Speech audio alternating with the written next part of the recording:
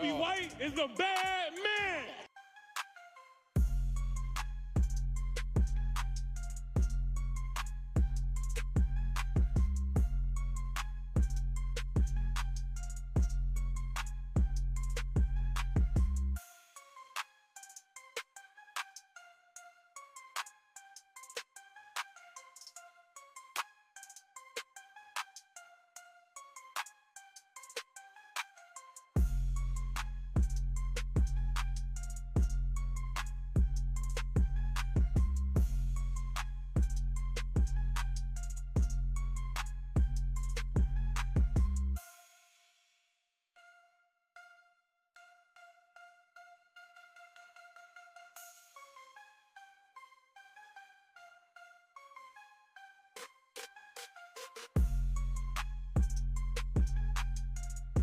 What's up, YouTube? It's your boy IJ here, back with another edition of the I'm Just Talking podcast. And today's episode, we got a lot to talk about. So, not going to waste you guys' time. We're going to be going through and previewing the Saints-Eagles game for this upcoming Sunday. We're also looking at the players who stood out in the Stomping on Business segment, plus looking at the teams who are dripping so far after week 2 and teams that are sinking so far after week 2 as well. So, before we get started, as always, gotta give on to God, because without him, I wouldn't be able to do this. And real quick, I just want to say thank you for you guys who tune in on a daily basis and listen to this podcast every single day. So thank you for that. And obviously the main goal is to keep this podcast growing, to keep this channel growing as a whole. But now that I said all that, let's get right into it.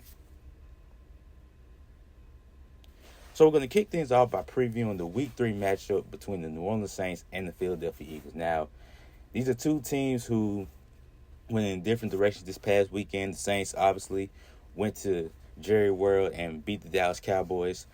And the Philadelphia Eagles are coming off a pretty bad loss against the Atlanta Falcons. Where, before I go into like the key ingredients for the Saints to get a W for this upcoming Sunday against the Eagles, I just got to talk to the Eagles real quick, because what was that?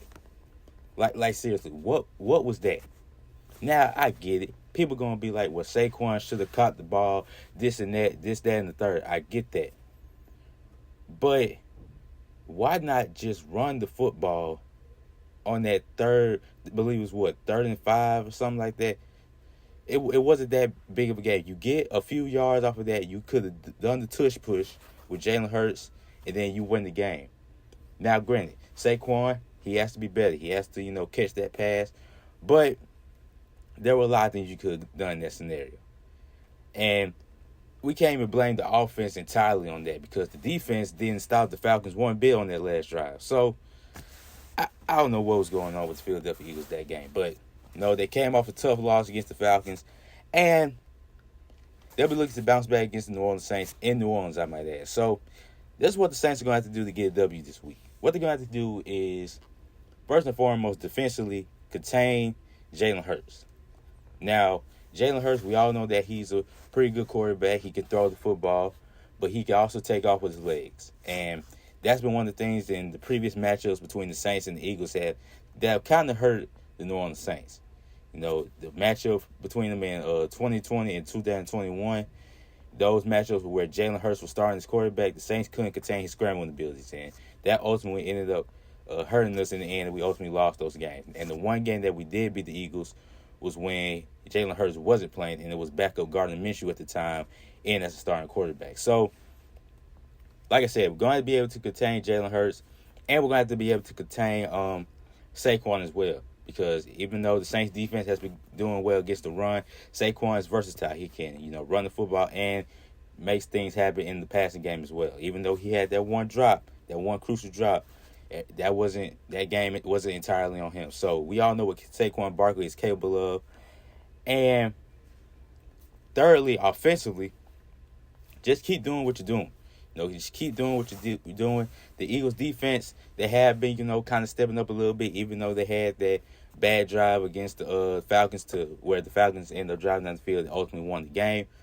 But we can't take them lightly. So the Saints can't take them lightly, but at the same time, they're going to be able to keep up the momentum that they've been on in the last couple of games. So those are the three things for the Saints to get the victory: contain Jalen Hurts and Saquon Barkley, and also just keep doing what you're doing offensively, and we should be good to go. So obviously, I'm rocking with the New Orleans Saints in this matchup. I just think that mainly with how the offense has been clicking and playing the last couple games, I just think they're going to be able to keep that momentum going. Now, granted, the Eagles may be able to make some adjustments, but it's up to the Clint Kubiak and the staff to make those adjustments as well. So, adjust the adjustments, basically. So, yeah, that's why I'm rocking with the Saints in this matchup.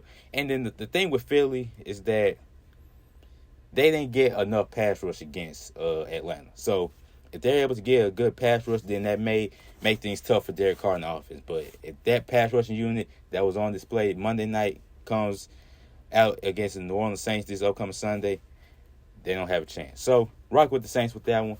And while we're at it, let's go ahead and make the predictions for the upcoming games as well. So, tomorrow night, the Thursday night game between the Jets and the Patriots. Now, real quick analysis on this. This is a game where I'm picking the Jets to win, but I wouldn't be surprised if it's a close game because New England, like I said, I give them props. They've done a really good job in the last couple of weeks. They've been playing hard. They've been playing competitively. So I'll give them credit where credit's due. But I just think the Jets, now that they're able to get things going offensively with Aaron Rodgers and the crew and the defense, if they can just step up a little bit more on the defensive side, then they'll be straight. So I'm rocking with the Jets in that game tomorrow night on Thursday Night Football. And then for the Sunday matchups, Giants and at Cleveland, at Cleveland. So the Giants taking on the Cleveland Browns in Cleveland. I'm gonna go with Cleveland. I'm gonna go with the Cleveland Browns. They did kind of go in the right direction against Jacksonville this last week, and the Giants. I mean, this is a team that put up 3 touchdowns last week and still ended up losing the game. So I'm rocking with the Cleveland Browns in this one. Bears, Colts. I'm going to go with the Colts in this one. The Chicago Bears, the only thing that concerns me about them is that they haven't been able to properly protect Caleb Williams in the last couple games. So I just think that that's going to be a huge factor. Now, the Colts are without DeForest Buckner, their star defensive tackle. But I just still think that the Colts are going to be able to pull this victory off in Indianapolis. Houston and Minnesota. Now, this is a game where it might end up being a pretty decent game. You know, Minnesota, they've been surprising people the last couple of weeks, and I think it continues. I think they continue to put on a good performance, and I'm actually picking them to upset the Houston Texans. I think that they'll be able to keep up this momentum and keep things going. The only thing with the Texans is that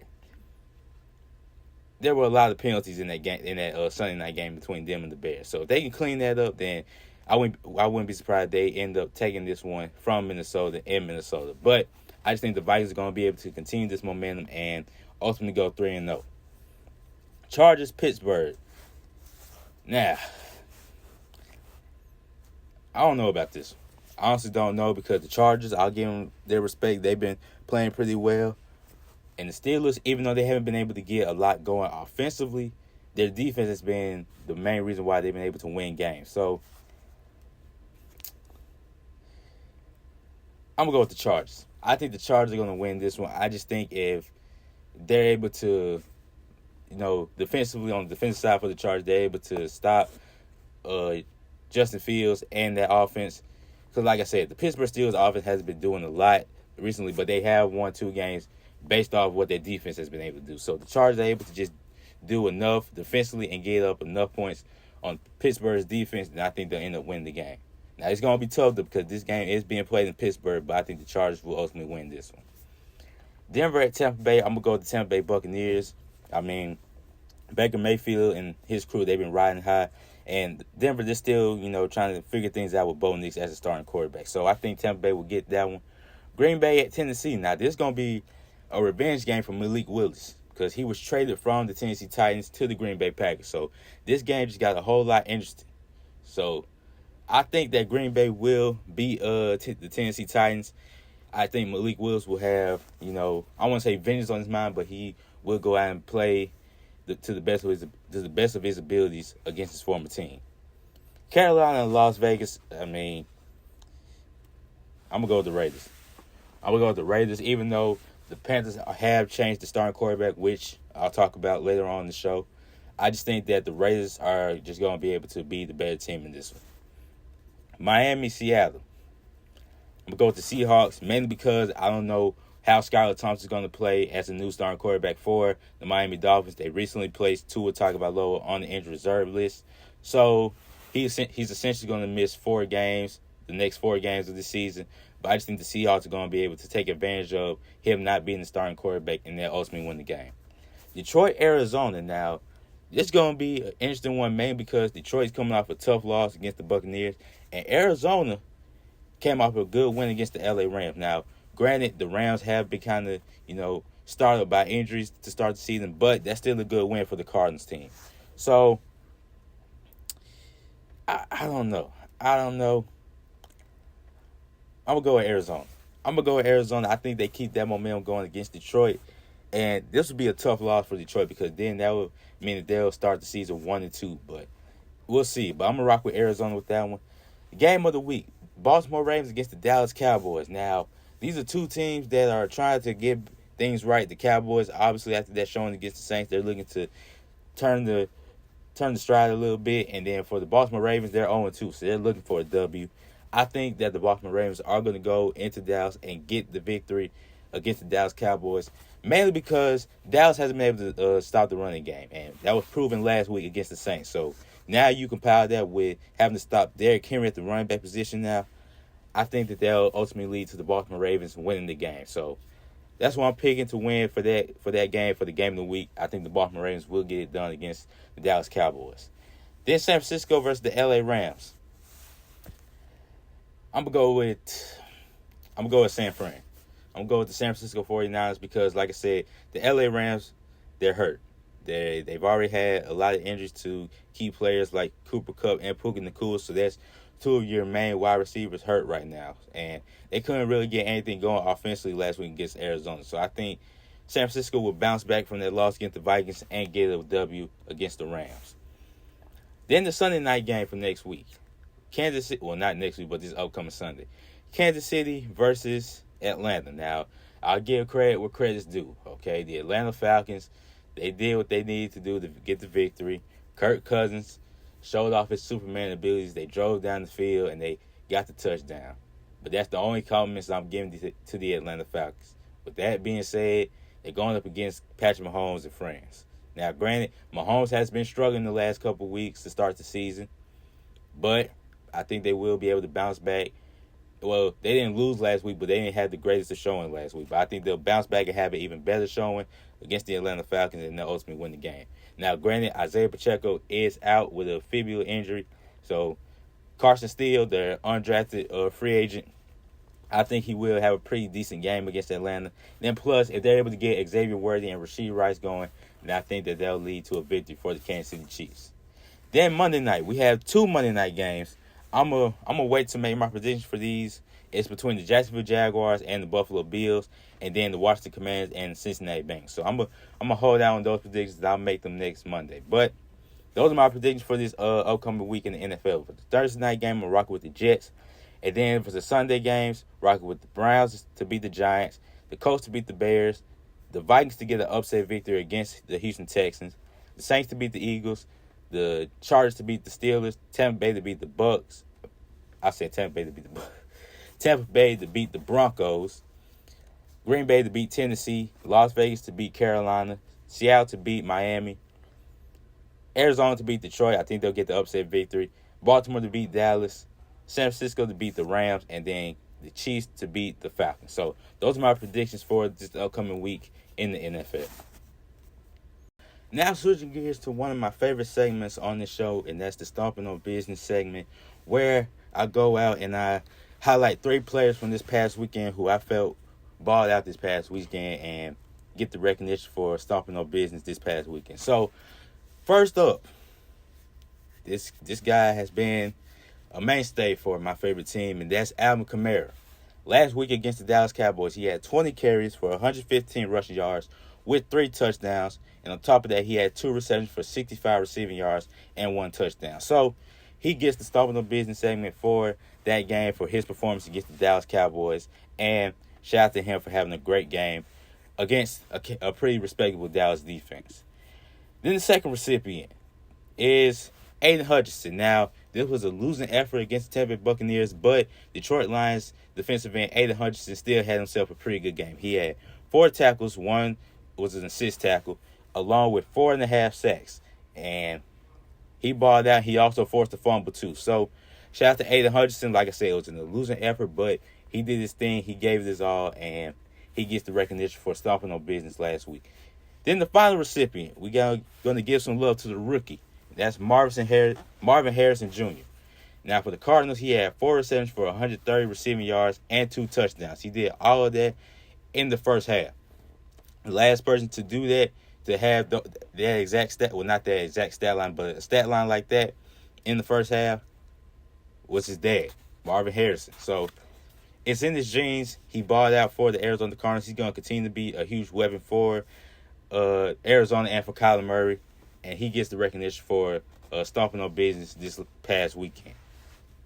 Now we're going to be looking at the second segment for today's episode, and that's the dripping or sinking segment, where I picked 2 teams from the AFC and the NFC that are currently dripped out in the NFL or that are sinking and need help in the NFL right now. So for the NFC, the team that is dripping right now is the New Orleans Saints.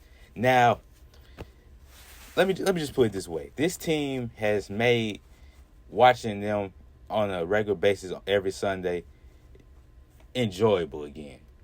I haven't felt this feeling from the Saints in a minute. And Clint Kubiak, man, what he's been able to do with this offense, what Derek Carr's been able to do out there on the field, along with Alvin Kamara, Rashid Shaheed, and Chris Olave, they made this team enjoyable and fun again. Now, granted, it's still early in the season, like I stated earlier, but this gives, some hope. Like I stated in Monday's episode, this gives some sort of hope for Saints fans around the world that maybe this team is, not like the other teams. And going into the season, the team felt really disrespected, and they've been playing like that. They've been playing like a team that's been disrespected by not only the media but just the world in general. So they've been out here balling out, and I hope they keep this momentum going against the Philadelphia Eagles. So they're dripped out in the NFC right now. And for the AFC, I'm going to go with the Buffalo Bills. Now, the Buffalo Bills, they were a team going into the season I didn't really know about because they had a lot of turnover on their roster. They had to cut a lot of their key players to help get under the salary cap. And that was one thing that I had a concern about. Plus, they traded away Stephon Diggs as well. So the fact they're able to still start off the season on a pretty high note at 2-0 right now, despite all the turnover on their roster, is still good. Josh Allen, he's still balling out, doing what he does best. Shakir, their wide receiver, he's been playing pretty well. And then James Cook, man. And that's what Buffalo kind of turned into. I don't know if it was a couple seasons ago or last season where they changed their offensive coordinator. They became a more run-heavy team, and James Cook, he's been well cooking. He's been out there cooking on the field, and he's been doing his thing. And then defensively, they were able to get 3 turnovers on Tua last Thursday. So their defense is still playing to the best of their ability. So those are the 2 teams that I feel are dripped out this week, the New Orleans Saints and the Buffalo Bills. Now, on to 2 teams that are currently sinking and needing some help right now. So for the NFC, it's still the Carolina Panthers. And let me just say this. In regards to the Bryce Young situation. It's not the man's fault. Okay, let's go ahead and get that out the way. It's not Bryce Young's fault, because this is what I need people to understand when you draft a quarterback, either number 1 or in the top 10 pick of the draft. You just can't expect them to just go out there and just save your whole franchise. Now, people are going to be like, well, C.J. Stroud, he led the Houston Texans, who were a bad franchise, a bad football team in the last couple seasons. He led them to the playoffs. Okay, but that's a rare exception. You're talking about a rookie head coach with a rookie quarterback. They'll not only be able to build chemistry with each other, but building a team around C.J. Stroud. And I don't want to say they even built a team around him. That was just great chemistry that was developed between C.J. Stroud and his weapons offensively, from Nico Collins to Tank Dell. Nobody was thinking about those boys last year. Nobody was thinking that Nico Collins was going to step up the way he did, and that Tank Dell was going to have the rookie season that he had last year before it ultimately got cut due to injury. And then nobody thought that Dalton Schultz would be a pretty good tight end with C.J. Stroud as well. And on top of that, Houston defense, we got to give them their props too. Last year, they stepped up throughout the year.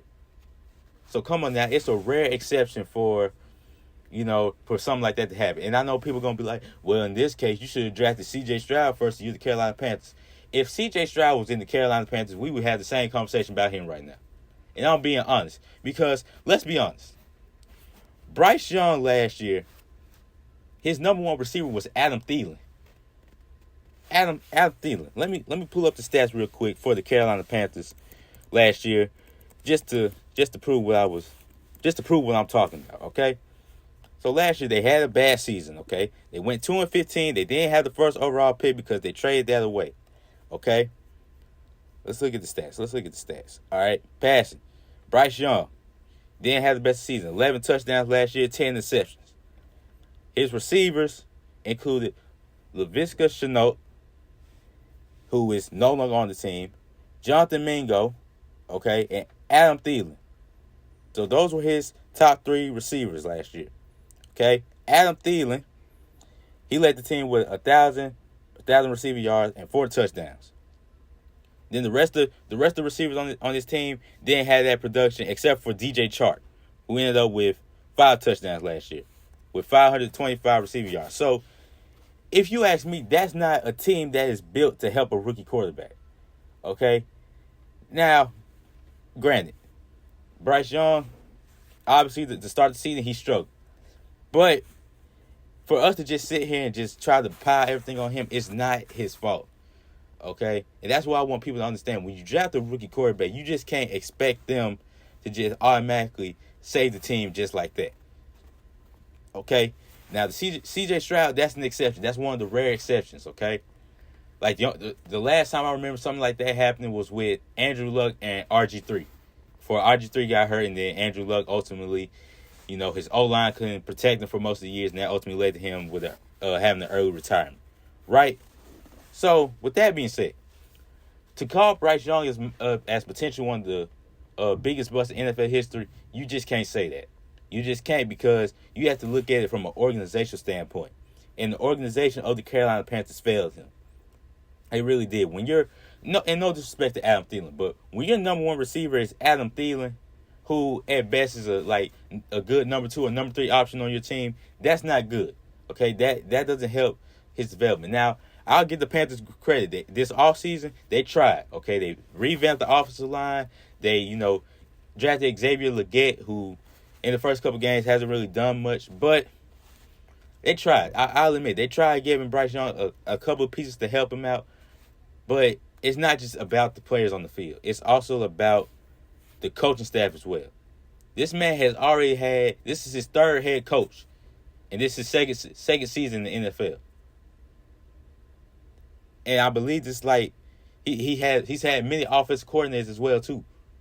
So I don't know. It's ultimately going to be a situation where it ends up being like a Baker Mayfield type of situation where he has to get out of Carolina and ultimately get onto another team and then help lead that team to victory, and then he'll showcase his true potential with that other team. Because the Carolina Panthers, man, he's not going to be able to survive there. And speaking of Baker Mayfield, he was with the Panthers at one point. You know what he's doing now in Tampa Bay? Balling out. Sam Darnold, he was with the Panthers for a short stint. You know what he's doing with the Vikings? Balling out. So that's what I'm saying, man. It's like ever since I'm going to say Carolina. Ever since Cam Newton left the Carolina Panthers, the team hasn't been the same since. So, yeah, man, the Carolina Panthers, they're sinking right now. They need help. Now, Andy Dalton is their new starting quarterback entering this week, but I just don't know if they're going to be able to have that much of a difference against the Raiders. But, yeah, man, I just had to say that about the Bryce Young news. It broke literally right when I went off air on Monday. After I got done recording, I got the notification talking about he got benched. So, obviously, I missed the opportunity to talk about it on Monday, but I'm talking about it today. And like I said, it's not entirely his fault. It's really not. But I'm going to keep it pushing, though. The other team that is sinking right now, if you ask me, is the Jacksonville Jaguars. Now, the Jaguars, they had a rough end to their season, and it's looking like that rough end has carried over into this year because they just haven't been able to, they've been. I'll say this: they've been playing to their abilities, but they haven't been playing to the best of their abilities, okay? Last week against the Dolphins, they had the lead, but then they ultimately blew. And then this week against Cleveland, they struggled. So right now they're 0-2 right now. They're currently sinking, but I think they will start to turn the tide a little bit, and I think they'll get things on the right path. Now, their sinking isn't as bad as the Carolina Panthers sinking, because Carolina, they're I don't know. And before we switch to college football, this is the last thing I'm gonna say about Bryce Young. He needs to get out of there. He really does. He needs to get out of there. And I think the best case scenario, as of right now, if you're the Miami Dolphins and you're uncertain about Tua's future, you better make the call to the Carolina Panthers and give up whatever you need to, whether it's a second-round pick, a third-round pick, just to get Bryce Young on your team. Because you don't know what Tua's future is going to look like. So if you're the Miami Dolphins, I don't know if they're going to be able to do it, but I would at least think about trading for Bryce Young before the trade deadline. But, hey, maybe I'm just talking at the end of the day. Switching gears now to college football, I just want to briefly look at the Associated Press Top 25. They have Texas as the new number 1 team. Texas is now number 1, with Georgia being the number 2. And then after that, no real changes. Miami goes up 2 spots to the number 8 spot, while Penn State drops to number 10. And we have 2 new teams in the top 25. We have Texas A&M at the 25 spot, and then Illinois at the number 24 spot, with Northern Illinois going up to the number 23 spot. So that's really the only thing that's going on in college football right now. And let's go ahead and talk about the NBA real quick. So obviously we're continuing with the series of going through and talking about the teams before the season starts. And today's, I'm going to do something different. To make up for not doing the episode this Friday, we're going to talk about the Denver Nuggets and the Detroit Pistons. So let's start off with Denver. The Denver Nuggets obviously won the championship a year ago. They made it back to the playoffs this year. They had a pretty good season this year, but they ultimately lost to the Minnesota Timberwolves in a good series. They ended up going to 7 games. And the Denver Nuggets, they're still a pretty good team. They're still a threat in the Western Conference. They re-signed DeAndre Jordan while also re-signing Jamal Murray to a contract extension. Then they also added Dario Saric as well. And they traded for, well, they didn't trade for, they signed Russell Westbrook after he was bought out with his contract with the Utah Jazz. But they did lose Kentavious Caldwell-Pope to the Magic, and they lost Reggie Jackson as well. So this Denver Nuggets team is still, like I said, a threat to be reckoned with in the Western Conference. And now that they have Russell Westbrook now, that's a good pickup for them. And I'll say it because if you need a 6-man to come off the bench, you need a guy who can still keep the momentum going for you when Jamal Murray has to take a break on the bench. Russell Westbrook is a good addition to have. Russell Westbrook is a great addition for this team to come off the bench and, still put up buckets and still be a facilitator for the team. And then, obviously, Nikola Jokic. The man – I'll say this about Jokic. The man treats playing in the NBA like a 9-to-5 job. Like, it's like he wants to be there, but he doesn't at the same time. It's like he plays the game with, how I want to put this, with not so much enthusiasm, but yet he's still out there casually having a but a triple-double every night, almost every night. So the man just casually dropping 25, 30 points along with 10, 15 rebounds and 10 assists. 10 to 12 assists. So, Jokic, he's one of the best big men in the league. Obviously, next to Embiid when he's healthy. But Jokic, man, it's just funny how his expression he has the expression of, man, I really don't want to be here right now, but I'm still just going to drop, 25 or 30 points on these boys real quick. It's just funny to me. But, yeah, the Denver Nuggets, like I said, they're still going to be a threat in the Western Conference. Like I stated, in Monday's episode, the Western Conference is loaded this year, and it's going to be real interesting to see how the seeding comes down for the Nuggets. I still expect them to make the playoffs, but it's just a matter of the seeding and where they end up being placed. Now to the Detroit Pistons. Now, the Detroit Pistons had a pretty abysmal season last year. They had one of the longest losing streaks in the NBA. They ended up going, 14-68 overall, and it just wasn't a good year for them. Now, they re-signed Cade Cunningham to a 5-year extension, and they also went shopping this offseason as well. They signed Malik Beasley. They signed Tim. Well, they got Tim Hardaway Jr. from via trade.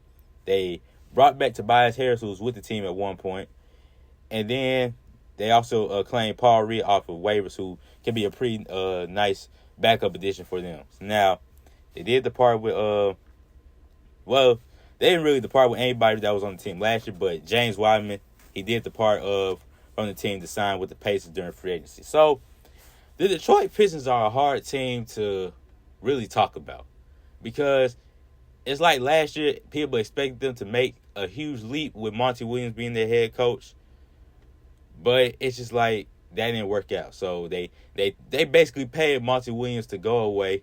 They fired him after giving him one of the richest contracts in the NBA at the time, with the richest head coaching contract at the time. But they went out and got J.B. Bickerstaff. Now, that's a good pickup for them if you ask me. I still think that they kind of did Monty Williams wrong a little bit. But, hey, if you paying me to leave and not come back, you ain't got to tell me twice. But J.B. Bickerstaff, we all know what he did with the Cleveland Cavaliers. He was able to put them on the right track and get them, back into being a contention, not in playoff contention, but be a threat in the Eastern Conference. And I expect them to do the same thing with the Detroit Pistons. I think it'll take a couple seasons. I do like the fact they added some veteran players to their team now, so it's not just a whole bunch of young guys. Now it's a blend of the young guys and a few veterans that can help the team out. So they'll obviously be better than their record last year. But now it's just a matter of, can they be able to sneak into the play-in tournament? They're not making the playoffs outright. Okay, I can tell you that right now. They're not making the playoffs outright. But I wouldn't be surprised if they do make the play-in tournament and they do end up clinching that final play-in spot. It only matters on health and if everything plays out right. If JB can coach the team the right way, put the pieces together and get the right players on the court, to make the lineup fit for the team. And I think the Pistons will have a pretty good season this year. But like I said, it's hard to predict this team because a lot of people expect them to take a leap last year.